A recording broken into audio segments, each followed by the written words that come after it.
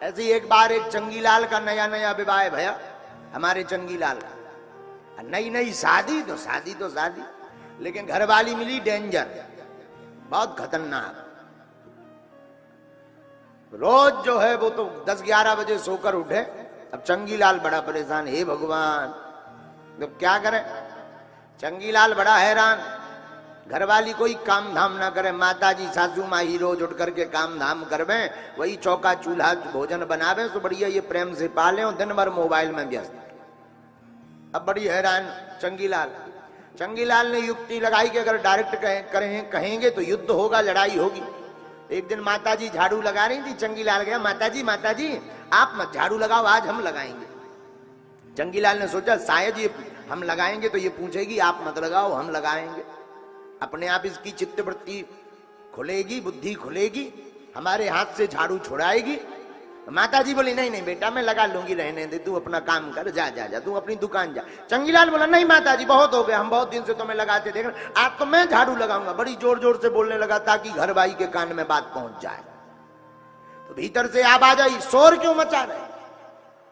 तो चंगीलाल ने कहा शोर नहीं मचा रहे, देखो तो माताजी झाड़ू रोज लगाती, हमने कहा बुढ़ापा आ गया तो हम लगा देते हैं, इसलिए हम अपने हाथों से झाड़ू लगाने की व्यवस्था कर रहे हैं। लेकिन धन्य जी चंगीलाल की घरवाई मुन्नी बाई, धन्य है मुन्नी बाई, चिल्ला करके बोली है चुप हो जाओ। बोले क्यों? बोले आप दोनों ने लड़ करके हमारा सिर दर्द और सारा शुरू करवा दिया, हमारा सिर चढ़ाया, दिमाग चढ़ाया, बड़ा प्राण खा लिए दोनों। लड़ो मत, एक काम करो, झाड़ू लगाने का इतना ही शौक है तो एक दिन तुम लगा लिया करो, एक दिन माँ जी लगा लिया करेंगे, हाँ, लेकिन दिमाग खराब ना करो हमारा। तो बताओ है, अब बताओ, तो बहू रानी लाओगे तो ये हाल होगा, ये बहू रानी लाने का हाल है। इसलिए जिंदगी में याद रखो, अपने घर के गृहस्थी के क्लेश को मिटाना है तो 2 सूत्र याद रखो। पहला क्या? क्षमा मांगना, क्षमा देना भी शुरू करो।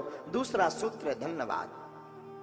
बुरा मत मानिए, क्षमा मांगने से कोई छोटा नहीं हो जाता है। झुकना सीख जाओ, बढ़ने अपने आप लगोगे आप।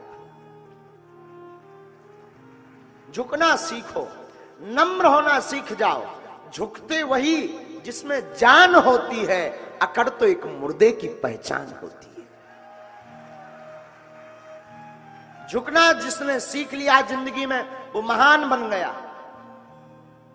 जिसने क्षमा मांगना सीख लिया वो जिंदगी में महान बन गया। क्षमा मांगने वाला कभी छोटा नहीं होता है।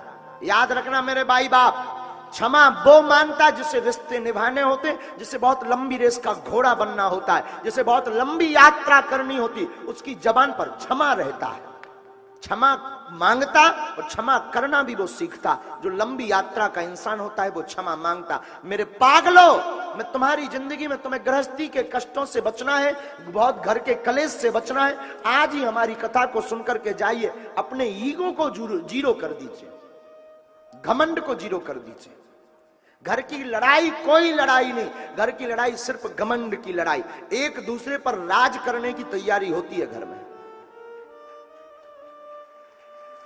और कोई कारण नहीं, ना तो भूत का कारण ना प्रीत का कारण। सबसे बड़ा कारण है ईगो।